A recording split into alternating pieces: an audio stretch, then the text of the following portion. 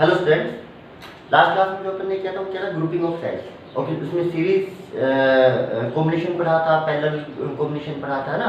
आज जो है वो है मिक्स्ड कॉम्बिनेशन। क्या है? मिक्स्ड कॉम्बिनेशन या मिक्स्ड ग्रुपिंग। मान लीजिए कि n सेल सीरीज में जुड़े हुए हैं। कैसे हैं? सीरीज में।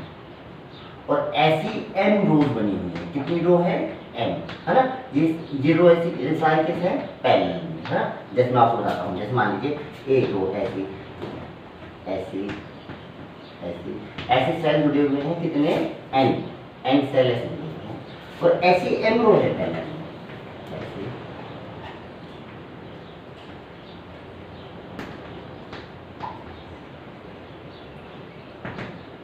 रो कितनी है?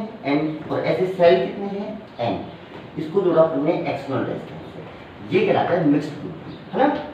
अच्छा, मैंने मान लिया सभी सेल आइडेंटिकल हैं और हर सेल का जो ईएमएफ है वो है एक्सएलएन और इंटरनल रेजिस्टेंस है हर सेल का r। ठीक है, ऐसे ये सभी आइडेंटिकल सेल है ना। तो एक रो में कितने सेल हैं? n, और रो कितनी है? n। अच्छा जी, अब देखिए, अगर आप गौर से देखें तो सिर्फ अगर मैं एक रो की बात करूं तो सारे कैसे? सीरीज में। सीरीज में तो एप्सिलॉन कैसा होता है? एप्सिलॉन 1 प्लस एप्सिलॉन 2 आइडेंटिकल होता है, n एप्सिलॉन हो जाता है। तो अगर सिर्फ एक रो का अगर मैं इक्विवेलेंट निकालूं तो एप्सिलॉन तो टोटल हो जाएगा n एप्सिलॉन, और जो इंटरनल रेजिस्टेंस है वो भी कितना हो जाएगा? nr। और ऐसी कितनी रो बनेंगी भाई? सभी रो का यही आने वाला है n एप्सिलॉन और ये आने वाला है nr। और ऐसी कितनी रो बनेंगी? n। अब ये सारी जो बैटरी हैं ये सब हो गई पैरेलल में। और पैरेलल में तो आप पैरेलल में आप जानते हो कि कितनी भी बैटरी जोड़ दो आइडेंटिकल, जो एप्सिलॉन रहता है वो क्या रहता है? सेम ही। तो अगर इन m बैटरी से m रो थी यानी m बैटरी बनी है ऐसी, इन m बैटरी का जो टोटल एप्सिलॉन होगा वो तो भाई n एप्सिलॉन ही होगा, वो तो n एप्सिलॉन ही होगा। तो जो एक बैटरी का होता है वो सभी बैटरी का मिला के होता है। और इंटरनल रेजिस्टेंस तो पैरेलल में तो पैरेलल की तरह जोड़ दो। कितने? एक रेजिस्टेंस कितना है? nr, और कितने रेजिस्टेंस है? n, तो nr बाई n। ये एक्सटर्नल, ये इसका हो गया इक्विवेलेंट सर्किट। क्या हो गया? और ये जो बैटरी कहलाएगी, ये इन सभी बैटरी की क्या कहलाएगी? Equivalent battery. ओके, ये हो गया देखिए मिक्स ग्रुपिंग। क्या हो गया? Mix grouping. चलिए और थोड़ी सी इसमें बात करते हैं। अगर अब मैं कहूं कि इन सभी बैटरी से मिला के कितना करंट सर्किट में चलेगा, तो भाई करंट की वैल्यू तो मेरे हिसाब से जो आने वाली है वो आने वाली है total EMF in the circuit यानी n epsilon upon total resistance. Total resistance में external resistance r plus internal resistance कितना है भाई? ये वाला, यानी nr बाई n। ये आ गया सर्किट से फ्लो होने वाला करंट। क्या ये जो ये करंट आपका सर्किट से फ्लो होने वाला n epsilon upon r plus nr by n। ठीक है, किसमें आया? मिक्स्ड ग्रुपिंग में, जहां n क्या है? Number of cell in one row, और m क्या है? Number of row. ओके, चलिए इस करंट को थोड़ा सा और अच्छे से लिख रहे हैं। इसको मैं ऐसे लिख लेता हूं, I equal to mn epsilon upon mr plus nr। भाई m से ले गया नीचे, तो नीचे वाला m ऊपर चला गया। ठीक है, अच्छा जी, इसको थोड़ा सा और अच्छा लिखिए। देखो इसको ऐसे लिखिए mn एप्सिलॉन, और नीचे वाले को ऐसे लिख लीजिए अंडररूट का mr माइनस का अंडररूट का nr का स्क्वायर। ठीक है, और प्लस का 2 root mr into root nr, ऐसा है ना। इसको ऐसा लिखा जाता है। देखो इसको ओपन करके देखना, इतना ही आ जाएगा। या आप ये समझ लो, अगर दो टर्म a प्लस बी हो तो उसको ऐसा लिखा जा सकता है root a minus root B का whole square plus 2 root a root B, ऐसा लिखा जा सकता है ना। तो ये हो गया a, यहाँ पे ये हो गया b। तो इसको अपन ने कैसे लिखा? Root a minus root B का whole square plus 2 root a root B. Okay, अच्छा n के साथ स्मॉल r है, स्मॉल r, ये भी कैसा है? स्मॉल r है। ठीक है, अच्छा जी, अब अगर मैं देखूं कि जो सर्किट से फ्लो होने वाला करंट है, जो सर्किट से फ्लो होने वाला करंट है वो मैक्सिमम कब हो सकता है? देखो ये टर्म पे स्क्वायर लगा हुआ है तो ये टर्म तो हमेशा पॉजिटिव ही होगी, है ना। स्क्वायर तो नेगेटिव नंबर का भी कैसा होता है, पॉजिटिव। और पॉजिटिव नंबर मिनिमम कितना हो सकता है, 0। यानी इस टर्म की मिनिमम वैल्यू हो सकती है 0। और अगर इसकी वैल्यू मिनिमम कितनी हो सकती है, 0। अगर इस टर्म की मिनिमम वैल्यू कितनी हो सकती है भाई, 0। तो नीचे वाली टर्म जो मिनिमम होगी उसमें करंट क्या हो जाएगा, मैक्सिमम। यानी करंट जो मैक्सिमम आएगा वो तब आएगा जब रूट का mr बराबर रूट का nr हो जाएगा, ऐसा होगा तब। अच्छा, यानी r की वैल्यू तो दोनों तरफ स्क्वायर कर लो तो ये हो जाएगा nr/n, यानी इतना। अच्छा, करंट था वैसे कितना, ये था n epsilon upon r plus nr/n, बोलो था इतना। अच्छा, यानी जो लोड रेजिस्टेंस है, लोड रेजिस्टेंस को करंट मैक्सिमम या करंट मैक्सिमम तो क्या बोला आप, समझ लो पावर मैक्सिमम। क्या चीज बोलो आप, पावर मैक्सिमम उसको तब डिलीवर्ड होगी, वरना करंट तो मैक्सिमम जब फ्लो होता है जब कैपिटल आर यानी एक्सटर्नल रेजिस्टेंस क्या हो जाए, 0। और उस केस में क्या होता है, पावर भी 0 हो जाती है ना। पावर कितनी होती है भाई, I2R होती है ना। तो अगर आप R ही 0 रख दोगे तो भाई पावर की वैल्यू कितनी आ जाएगी, 0। ठीक है, यानी पावर जब मैक्सिमम कब डिलीवर्ड होगी, मिक्स्ड ग्रुपिंग में या कोई सा भी ग्रुपिंग हो, मैक्सिमम पावर की जो कंडीशन आई है वो आई है इतनी, जब R की वैल्यू nr/m हो जाए। अच्छा, यहाँ पे nr/m क्या है, देखो टोटल इंटरनल रेजिस्टेंस, और ये क्या है, एक्सटर्नल रेजिस्टेंस क्या है। यानी अगर जो सर्किट में एक्सटर्नल रेजिस्टेंस लगा है, अगर सभी बैटरी का मिला के इक्विवेलेंट इंटरनल रेजिस्टेंस भी होती है, ये क्या है, इक्विवेलेंट इंटरनल रेजिस्टेंस। और equivalent internal resistance becomes equal to external resistance या load resistance, then the power transfer to the load resistance will be maximum। इसको maximum power transfer theorem भी बोलते हैं, maximum power transfer theorem। यानी जब सभी battery का इक्विवेलेंट इंटरनल रेजिस्टेंस इक्वल हो जाता है एक्सटर्नल रेजिस्टेंस के या लोड रेजिस्टेंस के, उस टाइम जो पावर डिलीवर्ड होती है वो मैक्सिमम होती है। ओके, चलिए भाई, चलिए इस पे थोड़ा सा क्वेश्चन कराता हूँ, आपको थोड़ा सा क्लियरिटी आएगा इस चीज में, है ना। जैसे मैंने मान लिया, मैंने कहा कि 100 सेल है आपके पास, कितने सेल हैं, 100 सेल। इनमें से हर सेल 5 वोल्ट का है और सभी का इंटरनल रेजिस्टेंस है 1। ये वही आपका एप्सिलॉन दे रखा है और ये आपको दे रखा है 100 सेल है, ठीक है। अच्छा, इनको एक एक्सटर्नल रेजिस्टेंस से जोड़ा जिसका रेजिस्टेंस था 25 ओम। कितना था, 25 ओम। तो मैंने कहा कि बताइए कि जो ये 100 सेल्स को किस कॉम्बिनेशन में जोड़ा जाए, किस तरीके से सीरीज पैरेलल में जोड़ा जाए कि इसमें ट्रांसफर पावर मैक्सिमम हो जाए। अच्छा, तो मैंने कहा कि इन 100 सेल को आप जैसा चाहो वैसा जोड़ सकते हो। जैसे मान लो 20 सेल एक रो में जोड़ दो और ऐसे 5 रो बना दो तो भी 100 हो जाएगा, या 10 सेल एक रो में जोड़ दो और ऐसे 10 रोज बना दो, है ना। या आप ऐसा कर सकते हो कि मान लो 25 सेल एक रो में जोड़ दो और ऐसे 4 रो बना दो ना। तो कॉम्बिनेशन आपके ऊपर है, उसने कहा कि पावर ट्रांसफर मैक्सिमम होनी चाहिए। तो पावर ट्रांसफर मैक्सिमम के लिए क्या R की वैल्यू R इक्विवेलेंट के बराबर होनी चाहिए, यस सर। अच्छा जी, R की वैल्यू कितनी भाई, 25।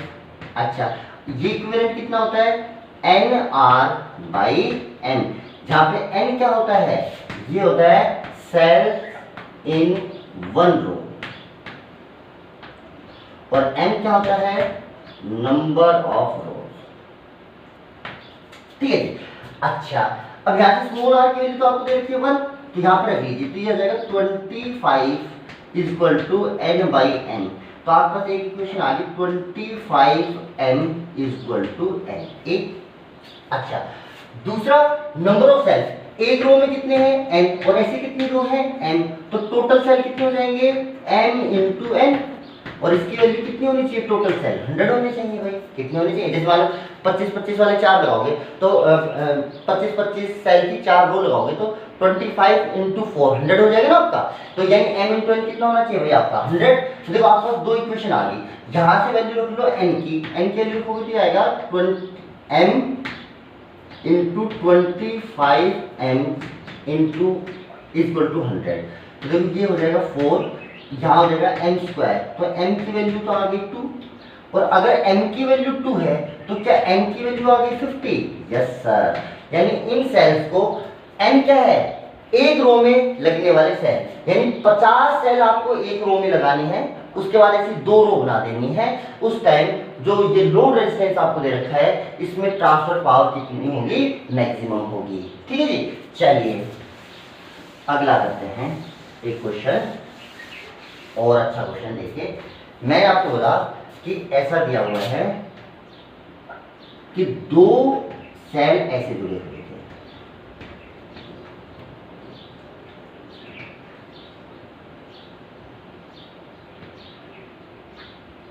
ठीक है। अच्छा, ये था 10 वोल्ट और इसका इंटरनल रेजिस्टेंस था 2 ओम, ठीक है। अच्छा जी, और इसका इंटरनल रेजिस्टेंस है 1 ओम और ये है आपका 4 ओम। इन्होंने कहा कि मैंने वोल्टमीटर लगाया इस सेल के अक्रॉस यहाँ पे, ठीक है, तो इसकी रीडिंग आई 0। कितनी आई, 0। तो बताओ इस बैटरी का ईएमएफ कितना होगा, यानी इसका एप्सिलॉन आपको निकालना है। चलिए भाई, एक बात तो देखो, इसके अक्रॉस, बैटरी के अक्रॉस पोटेंशियल डिफरेंस 0 है। क्या 0 है, वोल्टमीटर की रीडिंग कितनी है, 0। इसका मतलब क्या 0 है, पोटेंशियल डिफरेंस इस सेल के अक्रॉस। अच्छा, पोटेंशियल डिफरेंस 0 हो तो क्या उस सेल से फ्लो होने वाला करंट भी 0 होगा, नहीं भाई, पोटेंशियल डिफरेंस 0 होता है उस समय तो करंट मैक्सिमम होता है। याद कीजिए आप, V एप्सिलॉन माइनस IR होता था, तो V की वैल्यू 0 है, इसका मतलब एप्सिलॉन माइनस IR 0 है, और इसका मतलब I की वैल्यू है एप्सिलॉन बाई R। यानी क्या V 0 हो जाए तो क्या करंट 0 होता है, नहीं, करंट 0 नहीं है, जबकि करंट तो मैक्सिमम होगा, कितना होगा, एप्सिलॉन बाई R। यानी इस बैटरी से जो करंट फ्लो हो रहा है, इस बैटरी से जो करंट फ्लो हो रहा है वो हो रहा है इसका एप्सिलॉन बाई R, यानी 10/2 यानी 5 एम्पियर। कितना हो रहा है, 5 एम्पियर।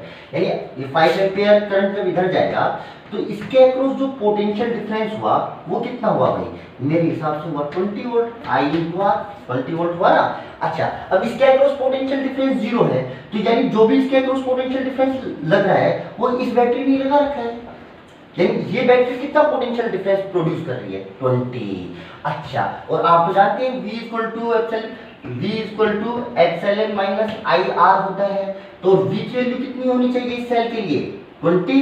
एप्सिलॉन जी हमको निकालना ही है, माइनस I की वैल्यू 5 आई चुकी, इंटू R इंटरनल रेजिस्टेंस 1 दे रखा है, तो मुझे ऐसा क्यों लग रहा है कि एप्सिलॉन की वैल्यू 25 आ जाएगी। कितनी आ जाएगी, 25 वोल्ट। ओके, समझ में आया। देखिए वापस से देख लीजिए, ये जो सेल है इसके अक्रॉस वोल्टमीटर लगाया तो उसने रीडिंग दी 0, इसका मतलब इसके अक्रॉस पोटेंशियल डिफरेंस 0 है। पोटेंशियल डिफरेंस 0 है तो करंट की वैल्यू एप्सिलॉन बाई R, तो करंट की वैल्यू निकाल ली। अभी सब सीरीज में लगे हुए हैं तो सब में करंट सेम रहेगा, तो करंट इसके अंदर, इसका मतलब सर्किट में कितना है, 5 एम्पियर। 5 एम्पियर करंट है तो ये कितना होगा इसके अक्रॉस पोटेंशियल डिफरेंस, इसके अक्रॉस पोटेंशियल डिफरेंस कितना हुआ, 20। यानी सारा पोटेंशियल डिफरेंस किसने लगाया, इसने, तो इसका पोटेंशियल डिफरेंस पता चल गया आपको 20। तो V एप्सिलॉन माइनस IR में तो इसका पोटेंशियल डिफरेंस कितना, 20 माइनस एप्सिलॉन माइनस I की वैल्यू कितनी चलेगी, 5 इंटू R कितना है इसका 1, सॉल्व कर लो 25। ऐसा समझ में नहीं आता तो आप देखिए, करंट की वैल्यू तो आपके पास आई थी 5 एप्सिलॉन बाई R से, क्योंकि V 0 था। अब आप सर्किट के अंदर करंट की वैल्यू आती है 5, तो करंट को सर्किट के अंदर आप क्या लिख सकते हो, नेट एप्सिलॉन। नेट एप्सिलॉन कितना हो जाएगा, देखो 10 इसका एप्सिलॉन इसका, क्या 10 plus epsilon total EMF upon total resistance. Total resistance कितना हो जाएगा, देखो 2, 3 और 4 कितना हो जाएगा, 7 हो जाएगा जी। I की वैल्यू कितनी आई, 5 equal to 10 plus epsilon by 7, इसको इधर मल्टीप्लाई कर लो, 35 इक्वल टू 10 प्लस एप्सिलॉन, यानी एप्सिलॉन की वैल्यू आ गई, वो आ गई 25। क्या उतनी ही आई, वो आपकी इच्छा है, सोल्व कैसे करो ना, एक ही क्वेश्चन कई तरीके से सोल्व हो जाता है, वो आप कहते हैं आपको कौन सा मेथड इजीली क्लिक कर रहा है आप उसे कर लीजिए। क्या आपको इतना क्लियर है, ओके। नेक्स्ट देखिए,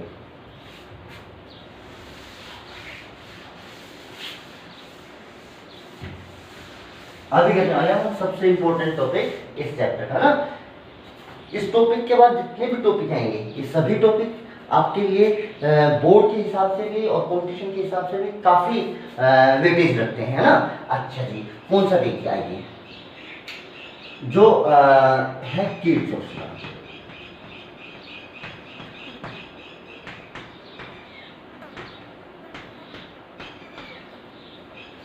ओके, कौन सा है, किरचॉफ लॉ। ओके, तो दो रूल है किरचॉफ के फर्स्ट रूल जो है जिसको बोला जाता है जंक्शन रूल। क्या बोला जाता है? Junction rule. जंक्शन रूल ये कहता था कि सर्किट में कहीं पे भी कोई जंक्शन बन रहा है ना, कोई भी जंक्शन बन रहा है, तो देखो जंक्शन पे कहीं से करंट आ रहा होगा, कहीं पे करंट जा रहा होगा, ऐसा ही होगा, है ना। तो ये कह रहा है कि किसी जंक्शन पे आने वाला और जाने वाला करंट हमेशा बराबर होता है, यानी total incoming current equal to total outgoing current. जैसे मैं आपसे बोल दूं कि इधर देखो आने वाला करंट कितना है I1 और इस जंक्शन से जाने वाले करंट कितने हैं I2 प्लस I3। बोलो सही है क्या? Total incoming and total outgoing current, यानी कोई भी करंट जंक्शन पे एक्यूमुलेट नहीं हो सकता है ना। अच्छा दूसरी बात देखो, इसको मैं ऐसा लिख सकता हूँ I1 minus I2 minus I3 बराबर 0, ऐसा लिख सकता हूँ। ये क्या है? अब देखो मान लीजिए आप आने वाले करंट को प्लस मान लें और जाने वाले करंट को कैसा मान लें? माइनस मान लें, है ना। और फिर सभी करंट का सम कर दो भाई, आने और जाने वाले, या तो आने वाला बराबर जाने वाला कर लीजिए, या फिर आप ऐसा कर लीजिए जो इनकमिंग करंट उन सबको पॉजिटिव मान लीजिए, आउटगोइंग करंट उन सबको नेगेटिव मान लीजिए ना, वो आपके ऊपर साइन कि आप आने वाले को प्लस मान रहे हो या जाने वाले को ना। अच्छा और फिर सभी करंट्स का अगर आप एल्जेब्रिक सम करते हैं तो जैसे देखो अगर मैंने आने वाले को प्लस माना तो देखो ये वाला करंट होगा प्लस, ये वाला करंट कैसा होगा माइनस, ये वाला करंट कैसा होगा माइनस। तो अगर इन सबका सम कर दिया plus I1 minus I2 minus I3 तो बराबर हमेशा क्या आएगा? 0। तो इन्होंने क्या बोला था? किसी भी जंक्शन के लिए करंट का एल्जेब्रिक सम 0 आता है। करंट का क्या 0 आता है? एल्जेब्रिक सम 0 आता है ना, जंक्शन रूल है ना। ये कौन से प्रिंसिपल पे वर्क करता है? इसका जो प्रिंसिपल जिस पे वर्क करता है वो है चार्ज कंजर्वेशन। कौन से पे वर्क करता है? चार्ज कंजर्वेशन पे। क्योंकि मुझे पता है तो करंट क्या है? चार्ज का ही तो फ्लो है, यानी जितना चार्ज इधर से आया उतना ही चार्ज जंक्शन से जाना चाहिए, क्योंकि ना चार्ज क्रिएट हो सकता है ना डिस्ट्रॉय हो सकता है। तो जितना आया है उतना ही रहेगा, ना कम हो सकता है ना ज्यादा हो सकता है ना। इसलिए आने वाला और जाने वाला दोनों बराबर होते हैं करंट, है ना। तो इसका प्रिंसिपल क्या होता है? Charge conservation. क्या होता है? Charge conservation. चलिए इसके ऊपर देखो मैं आपको छोटे छोटे सवाल बताता हूँ। चलिए पहले सिंपल से सवाल देखिए। अच्छा जी, जैसे एक क्वेश्चन मैं आपको दूं,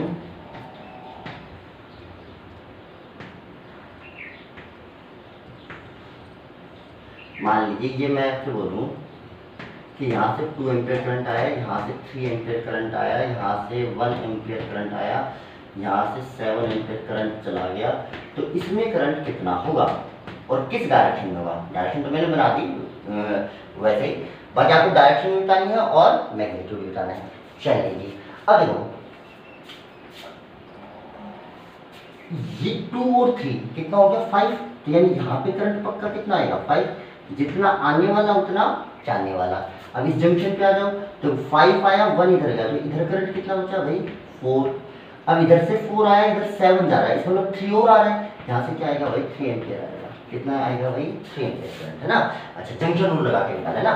या फिर आप सिंपली इसको ऐसा भी कर सकते हो, देखो और आसानी से मैं इनको वापस से रफ कर देता हूँ। देखो ये वाले जो अपने निकालने हैं, ये वाले ये आपको निकालना है ना। अच्छा तो इसमें आप हमेशा आई करंट मान लो, मान लिया।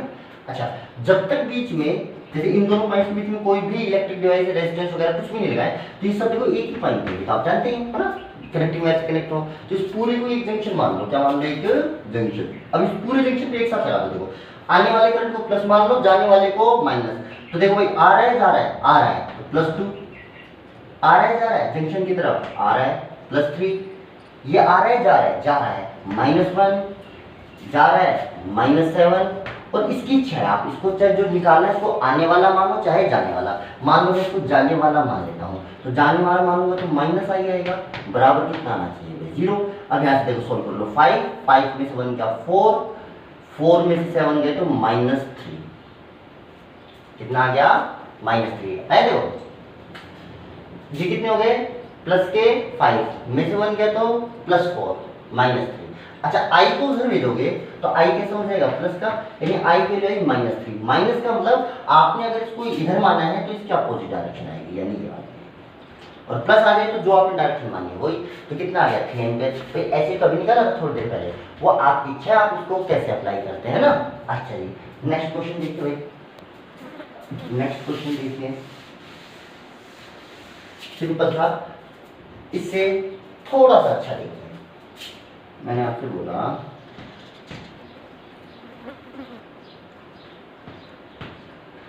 आज फिर कुछ बैटरीज लगा दी मैंने, है ना।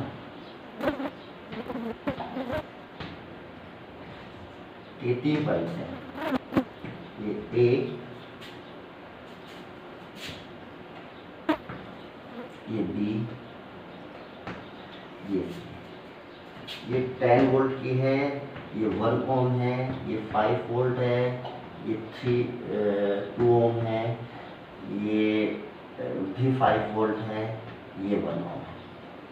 ठीक है, मैंने कहा इस पॉइंट का पोटेंशियल है 10,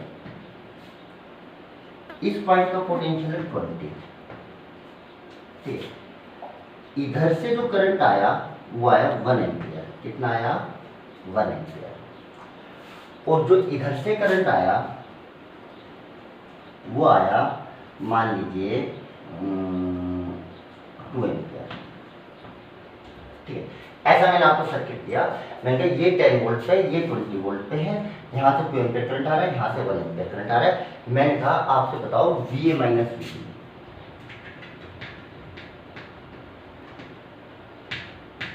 या मैं ये क्योंकि मैंने VA की वैल्यू दे रखी है इसलिए मैं ये भी पूछ सकता था, बताओ VB बताओ, VB कितना होगा। ठीक है, तो सबसे पहले तो आप क्या कीजिए कि देखिए सभी ब्रांच में करंट देखिए आपको पता है नहीं था, सर इधर से 1 एम्पियर आ रहा है, सर कोई दिक्कत वाली बात नहीं, इधर से 2 एम्पियर आ रहा है, सर ये भी कोई दिक्कत वाली बात नहीं। तो इसमें कितना करंट हुआ जो देने का था, जंक्शन रूल लगाओ, ये कितना हो गया 2 और 1, ये हो गया 3 एम्पियर। कितना हो गया? 3 एम्पियर। क्या सभी ब्रांच में आपको करंट पता चल गया? Yes sir. अब अपना जो सिंपल सा पहले का रूल है वो लगाते जाओ। आपको क्या बताना है? VA माइनस VB, तो इस पॉइंट से चलो, मैंने कहा भाई VA माइनस, यहां से आओगे भाई पोटेंशियल बढ़ेगा घटेगा? घटेगा सर। कितना? 10, तो 10 हो गया। ठीक है, ओके।